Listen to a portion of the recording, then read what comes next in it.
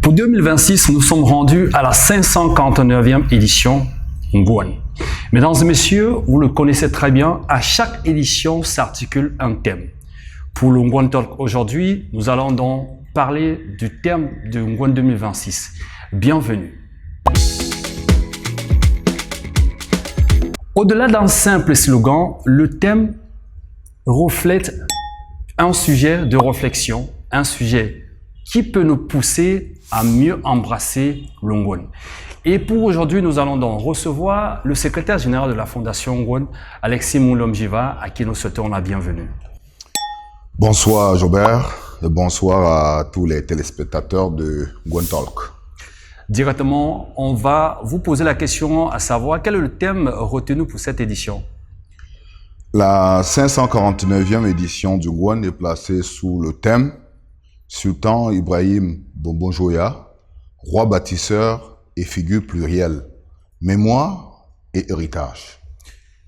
Pourquoi le choix de ce thème? Alors, je voudrais dire et souligner d'emblée que ce thème a été formulé par qui de droit? Par Sa Majesté le Sultan El-Haj Mohamed Forifou Bombo Joya, 21 roi de Bamoun, président du Ngouane.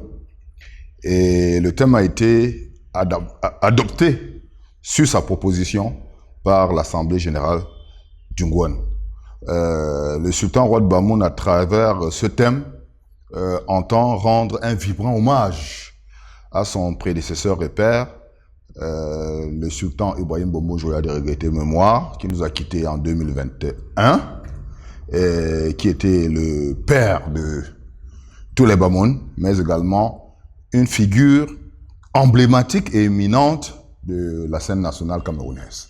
Directement, on comprend bien qu'il y aura beaucoup de défis et beaucoup d'enjeux à relever au cours de cette édition du Ngouane 2026.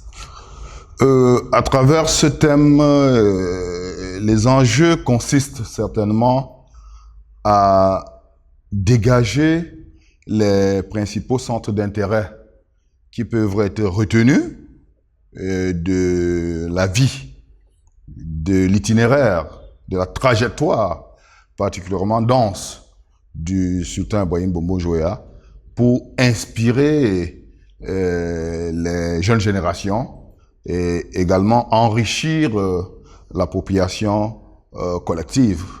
Vous le savez, le sultan Ibrahim Bombo Joya était une personnalité charismatique et à la vie particulièrement dense, à la trajectoire, je le disais tout à l'heure, particulièrement dense. Avant d'accéder au trône d'un charien en 1992, il a été, nous le savons, une importante figure de la scène politique nationale, avec une assez longue carrière de ministre sur divers portefeuilles, mais également une carrière d'ambassadeur. Donc, c'était une figure politique éminente. Et comme figure politique éminente, le sultan Ibrahim Bombo Joya a participé à des moments décisifs de la vie politique nationale que nous ne pouvons pas explorer ici. Et il a joué un rôle parfois déterminant à un moment ou à un autre.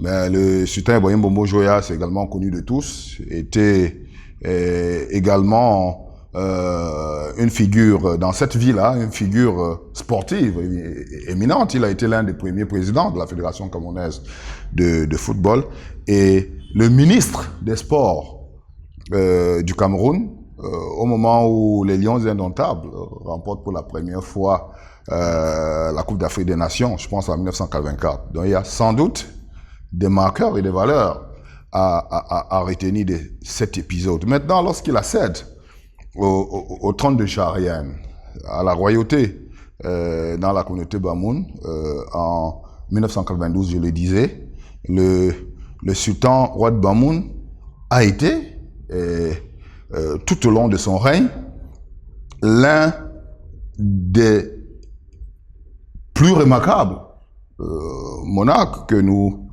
ayons connus dans la communauté Bamoun. Il va de soi que nous lui devons, au plan culturel, la restauration du Ngouane en 1993.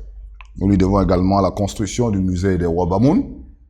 Nous lui devons l'initiation de l'inscription du Ngouane sur la liste représentative du patrimoine culturel immatériel. Ça, c'est sur le plan culturel. Donc, il a remarquablement contribué au rayonnement de la culture Bamoun, mais également sur le plan religieux, la coexistence pacifique entre les différentes religions monothéistes qui se partagent la vie spirituelle de notre communauté. Sur le plan social et économique, c'était également un grand acteur de développement. Donc, en termes d'enjeux, qui a beaucoup de centres d'intérêt à explorer dans cet itinéraire pour nourrir la conscience collective et inspirer les nouvelles générations. Ce thème également qui pourra figurer sur les activités qu'on aura à l'édition 2026. Absolument.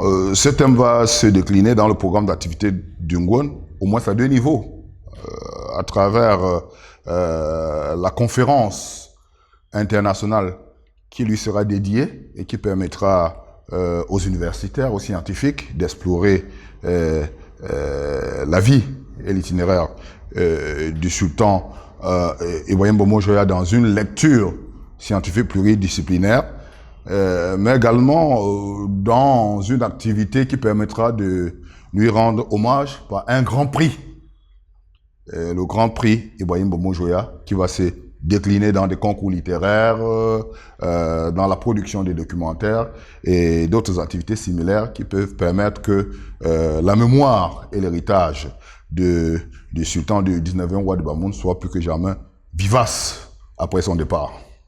Merci pour ces précisions, Jiva, qui nous permet de mieux comprendre le thème évoqué pour cette édition 2026. Et nous vous disons aussi merci pour votre aimable attention. Mesdames et messieurs, le Ngouane Talk prend fin à partir de cet instant, mais surtout n'hésitez pas de partager, de commenter, de liker et surtout aussi de noter le rendez-vous qu'on vous donne prochainement. Ailleurs, Nikonji. Ailleurs, pour qu'un chose, pour qu'un Ngouane a des Mesdames et messieurs, au revoir.